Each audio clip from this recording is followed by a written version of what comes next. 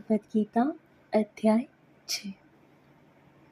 श्री भगवान बोले, जो पुरुष कर्म फल का आश्रय न लेकर करने योग्य कर्म करता है वह सन्यासी तथा योगी है, और केवल अग्नि का त्याग करने वाला सन्यासी नहीं है तथा केवल क्रियाओं का त्याग करने वाला योगी नहीं है। हे अर्जुन, जिसको सन्यास ऐसा कहते हैं उसी को तू योग जान, क्योंकि संकल्पों का त्याग करने वाला कोई भी पुरुष योगी नहीं होता।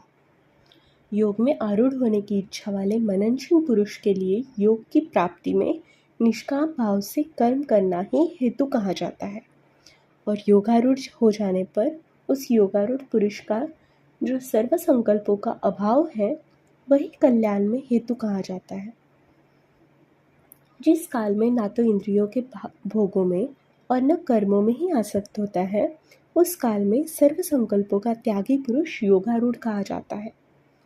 अपने द्वारा अपने संसार समुद्र से उद्धार करे और अपनों के अधोगति में न डाले, क्योंकि यह मनुष्य आप ही तो अपना मित्र है और आप ही अपना शत्रु है।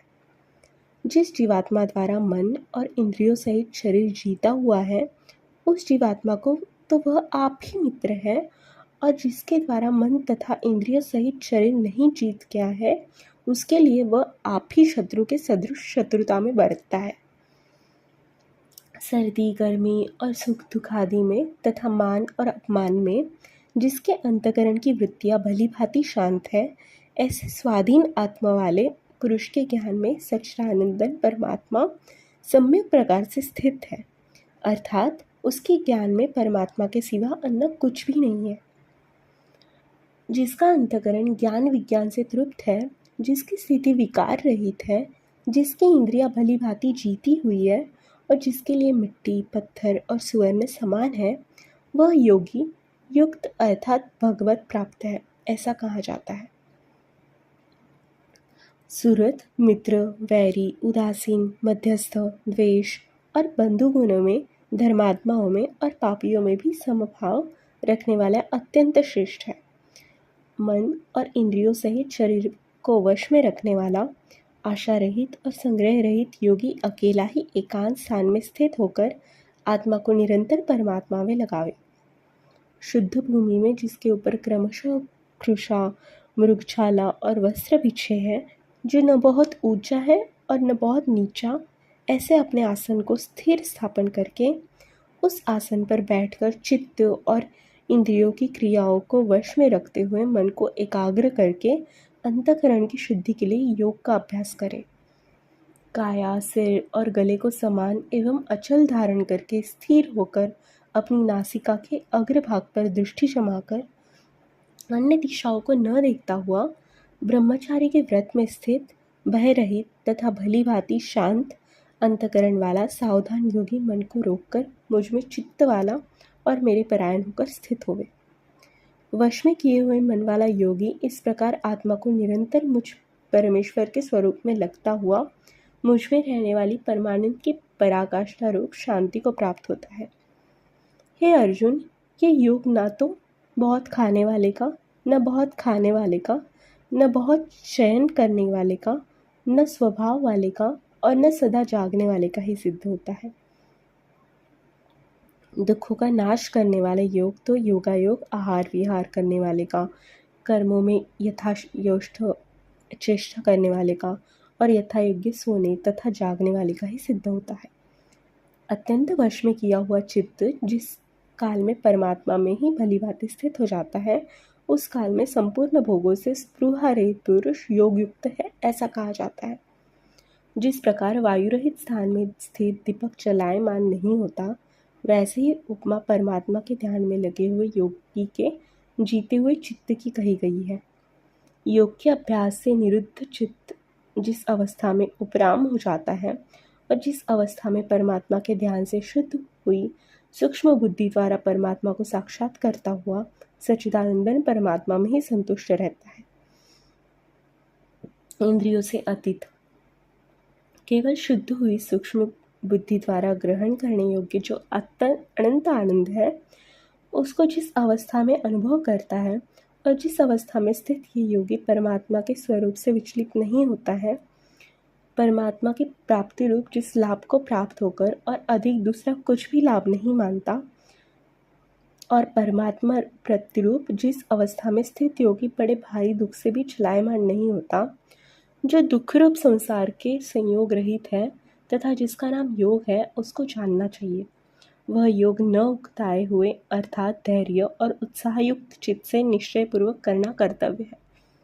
संकल्प से उत्पन्न होने वाली संपूर्ण कर्माओं को विशेष रूप से त्याग कर और मन के द्वारा इंद्रियों के समुदाय को भी और से भली भांति रोककर क्रम क्रम से अभ्यास करता हुआ उपरिति को प्राप्त हो तथा धैर्य युक्त बुद्धि के द्वारा मन को परमात्मा में स्थित करके परमात्मा के सिवा और कुछ भी चिंतन न करे। यह स्थिर न रहने वाला और चंचल मन जिस जिस शब्दादि विषय के निमित्त से संसार में विचरता है, उस विषय से रोककर यानी हटाकर इसे बार बार परमात्मा में ही निरुद्ध करे। क्योंकि जिसका मन भली भांति शांत है, जो पाप से रहित है और जिसका रजोगुण शांत हो, ऐसे सच्चिदानंद ब्रह्म के साथ एक ही भाव हुए योगी को उत्तम आनंद प्राप्त होता है। वह पाप रहित योगी इस प्रकार निरंतर आत्मा को परमात्मा में लगाता हुआ सुखपूर्वक पर ब्रह्म परमात्मा की प्राप्ति अनंत आनंद का अनुभव करता है।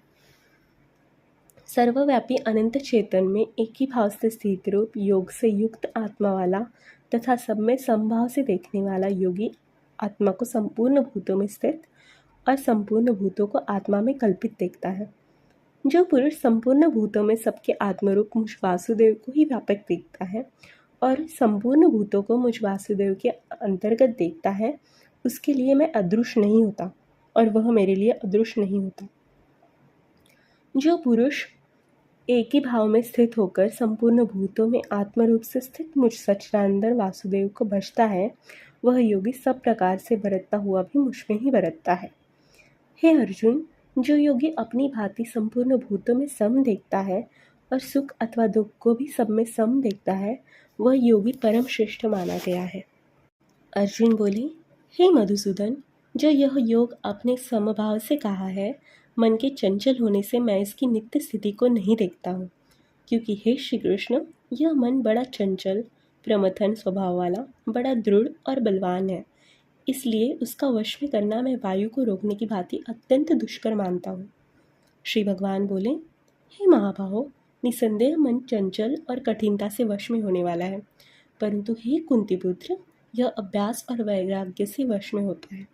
जिसका मन वश में किया हुआ नहीं है, ऐसे पुरुष द्वारा योग दुष्प्राय है और वश में किए हुए मन वाले प्रयत्नशील पुरुष द्वारा साधन से उसका प्राप्त होना सहज है। ये मेरा मत है। अर्जुन बोले, हे श्री कृष्ण, जो योग में श्रद्धा रखने वाला है किंतु संयमी नहीं है, इस कारण जिसका मन अंतकाल से योग से विचलित हो गया है, ऐसा साधक योग की स्थिति को अर्थात भगवत साक्षात्कार को प्राप्त न होकर किस गति को प्राप्त होता है। हे महाबाहो, क्या वह भगवत प्राप्ति के मार्ग में मोहित और आश्चर्यरहित पुरुष छिन्न भिन्न बादल की भांति दोनों ओर से भ्रष्ट होकर नष्ट तो नहीं हो जाता ना? हे श्री कृष्ण, मेरे इस संशय को संपूर्ण रूप से छेदन करने के लिए आप ही योग्य हैं, क्योंकि आपके सिवा दूसरा इस संशय का छेदन करने वाला और कोई भी मिलना संभव नहीं है। श्री भगवान बोले, हे पार्थ, उस पुरुष का ना तो इस लोक में नाश होता है और ना परलोक में, क्योंकि हे प्यारे, आत्मोद्धार के लिए अर्थात भगवत प्राप्ति के लिए कर्म करने वाला कोई भी मनुष्य दुर्गति को प्राप्त नहीं होता। योग भ्रष्ट पुरुष पुण्यवानों को लोगों को अर्थात स्वर्ग आदि उत्तम लोगों को प्राप्त होकर उनमें बहुत वर्षों तक निवास करके फिर शुद्ध आचरण वाले श्रीमान पुरुषों के घर में जन्म लेता है। अर्थात वैराग्यवान पुरुष उन लोगों में न जाकर ज्ञानवान योगियों के कुल में जन्म लेता है। परंतु इस प्रकार का ये जो जन्म है, सो संसार में निसंदेह अत्यंत दुर्लभ है। वहाँ उस पहले शरीर संग्रह किए हुए बुद्धि संयोग को अर्थात समबुद्धि रूप योग के संस्कारों को अनायास ही प्राप्त हो जाता है। और हे कुरुनंदन, उसके प्रभाव से वह फिर परमात्मा की प्राप्ति रूप सिद्धि के लिए पहले से ही बढ़कर प्रयत्न करता है। वह श्री मानव के घर में जन्म लेने वाला योग भ्रष्ट पराधीन हुआ उस पहले के अभ्यास से ही निसंदेह भगवान की ओर आकर्षित हो जाता है तथा समबुद्धि रूप योग का जिज्ञासु भी वेद में कहे हुए सकाम कर्मों के फल को उल्लंघन कर लेता है। परंतु प्रयत्नपूर्वक अभ्यास करने वाला योगी तो पिछले अनेक जन्मों के संस्कार बल से इसी जन्म में सांसिद्ध होकर संपूर्ण पापों से रहित होकर फिर तत्काल ही परम गति को प्राप्त हो जाता है। योगी तपस्वियों से श्रेष्ठ है, शास्त्रज्ञों से भी श्रेष्ठ माना गया है और सकाम करने वालों से भी योगी श्रेष्ठ है। इसलिए हे अर्जुन, तू योगी हो। संपूर्ण योगियों में जो श्रद्धावान योगी मुझ में लगे हुए अंतरात्मा से मुझे निरंतर भजता है, वह योगी मुझ में परम श्रेष्ठ मान्य है। यहाँ पे 6वां अध्याय समाप्त हो जाता है। धन्यवाद।